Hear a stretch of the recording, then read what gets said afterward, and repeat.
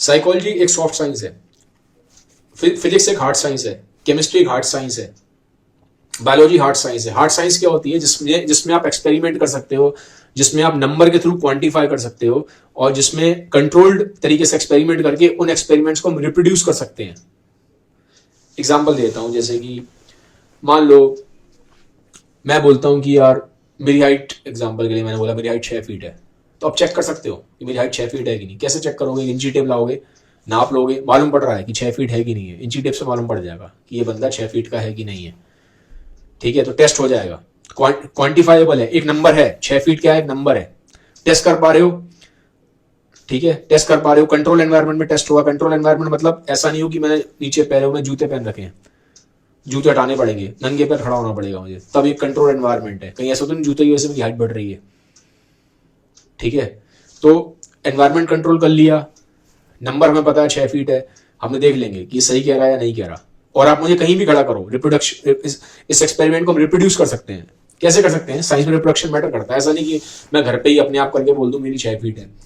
आप मुझे कहीं पे भी दुनिया में खड़ा करोगे, मेरी हाइट 6 फीट ही आएगी। रिप्रोड्यूस कर सकते हो उस एक्सपेरिमेंट को। बट साइकोलॉजी ऐसे नहीं, साइकोलॉजी इन पैरामीटर्स में फॉल नहीं करती हार्ड साइंस के। हार्ड साइंस के पैरामीटर्स होते हैं कि आपको टेस्ट करना पड़ता है, कंट्रोल एनवायरनमेंट में टेस्ट करना पड़ता है, फिर रिप्रोड्यूस करना पड़ता है रिजल्ट को, और रिजल्ट क्वांटिफाइबल होना चाहिए, नंबर्स के थ्रू आने चाहिए, डेटा के थ्रू। साइकोलॉजी में ये चीजें फॉल नहीं कर रही है, पूरी स्टडी में फॉल नहीं करती साइकोलॉजी की, तो इसलिए साइकोलॉजी को सॉफ्ट साइंस बोलते हैं। ठीक है, वो उतनी स्ट्रिक्ट नहीं है जितनी ये स्ट्रिक्ट है। तो बहुत सारे साइंटिस्ट तो साइकोलॉजी को साइंस ही नहीं मानते। ठीक है, उसको सॉफ्ट साइंस के उसमें रखते हैं। इंडिया में भी आप देखोगे साइकोलॉजी को आर्ट्स में रखा जाता है, साइंस में ही रखा जाता है, साइंस में पीसीएम बायो ये रखा जाता है। ठीक है, देखो साइकोलॉजी की अपनी इंपॉर्टेंस है।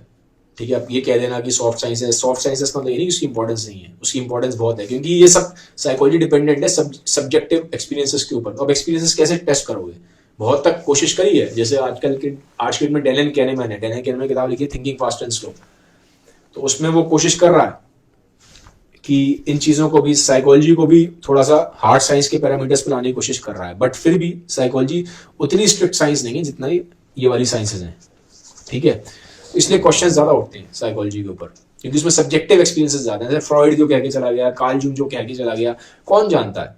फ्रॉइड कह रहा है कि सबकॉन्शियस माइंड होता है, किसने देखा है? पहले तो माइंड ही नहीं पता होता है कि नहीं होता, पहले तो उस पर बात कर लो, माइंड होता है नहीं होता कोई नहीं जानता। हम फील करते रहते हैं कि हमारे दिमाग में थॉट चलते हैं, पर आपसे मैं पूछूं थॉट क्या है, आप प्रूफ कर सकते हो थॉट क्या है? नहीं हो पाएगा प्रूफ। अभी आप मेरा सिर खोल दोगे तो अंदर ब्रेन दिखाई देगा, थॉट थोड़ा दिखेंगे आपको, माइंड थोड़ा लेके आ पाओगे। तो माइंड तो एक एब्स्ट्रैक्ट कॉन्सेप्ट है, एब्स्ट्रैक्ट, जैसे ब्यूटी एक एब्स्ट्रैक्ट कॉन्सेप्ट है। जैसे आपने बोला रोज सुंदर होता है, गुलाब का फूल सुंदर है, पर मैं जब देखूंगा मैं तो कहूँ गुलाब का फूल दिख रहा है, सुंदरता कहाँ है?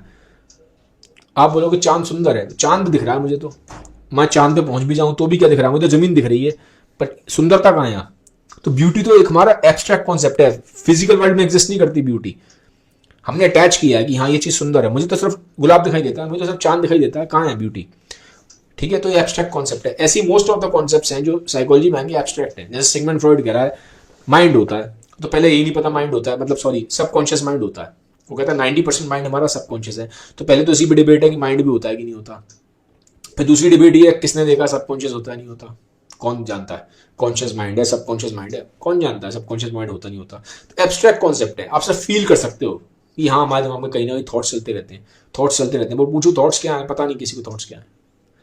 तो ये सब ये प्रॉब्लम है साइकोलॉजी की, जितनी भी बातें हैं सब एब्स्ट्रैक्ट है, एब्स्ट्रैक्ट कॉन्सेप्ट्स पे ज्यादा है, क्योंकि जो फील्ड ही खड़ी है वो ह्यूमन बिहेवियर पे और माइंड की स्टडी पे खड़ी है, जिनको आप ऐसे मेजर नहीं कर सकते किसी मशीन से थ्रू और ऐसे। ठीक है, हमारे पास FMRI स्कैन्स हैं, MRI स्कैन्स हैं, बट फिर भी साइकोलॉजी एक सॉफ्ट साइंस है।